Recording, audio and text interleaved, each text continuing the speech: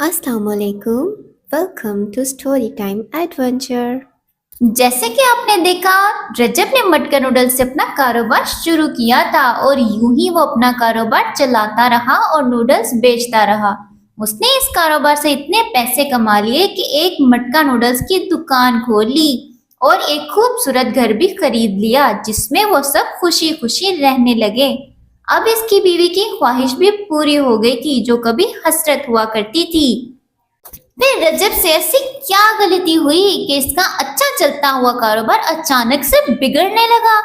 चलिए देखते हैं। रजब साहब, अब हम इतने अमीर हो चुके हैं कि आपको इतनी मेहनत से खुद मटके बनाने की कोई जरूरत नहीं है। हम भी स्टील के बर्तन में नूडल्स बनाकर बेचेंगे। अब हमें फ्री में मटके बेचने की कोई जरूरत नहीं है। आप अपना सारा वक्त दुकान को दें, ना कि मटके बनाने में जाया करें। रजब घबराते हुए बोला। हाँ हाँ, ठीक है। फिर रजब ने मटके बनाने छोड़ दिए और सारा वक्त दुकान को देने लगा। नतीजतन लोगों ने इससे नूडल्स खरीदना बंद कर दिए। रजब परेशानी से सोचने लगा। तो ये क्या हो गया है मुझसे जो मेरा कारोबार चल ही नहीं रहा। यूं ही दिन गुजरने लगे।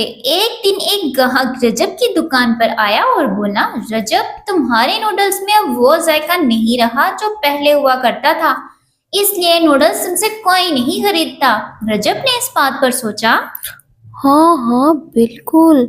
वो जायका तो मेरे मिट्टी के बर्तनों का था।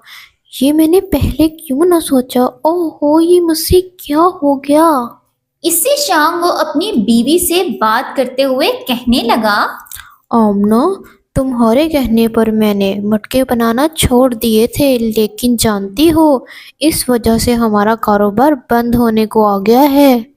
बीवी ने घबराते हुए कहा, ये आप कैसी बातें कर रहे हैं रजब साहब?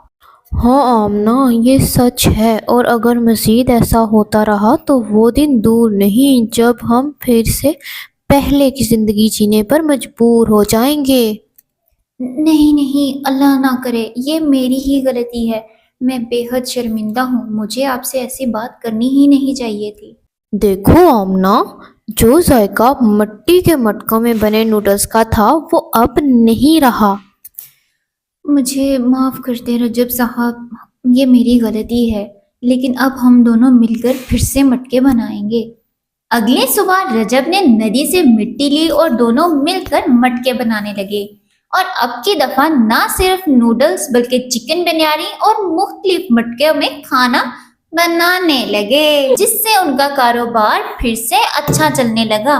अब रजब जरूरतमंदों को भी फ्री में खाना देने लगा। इसकी इस रहम दिली की वजह से इसके कारोबार को चार चांद लग गए और अब वो सब बहुत ही खुश थे। अहम बात, हर शख्स में कोई खासियत जरूर होती है, जैसे रजब की खासियत मिट्टी के बने मटकों में थी।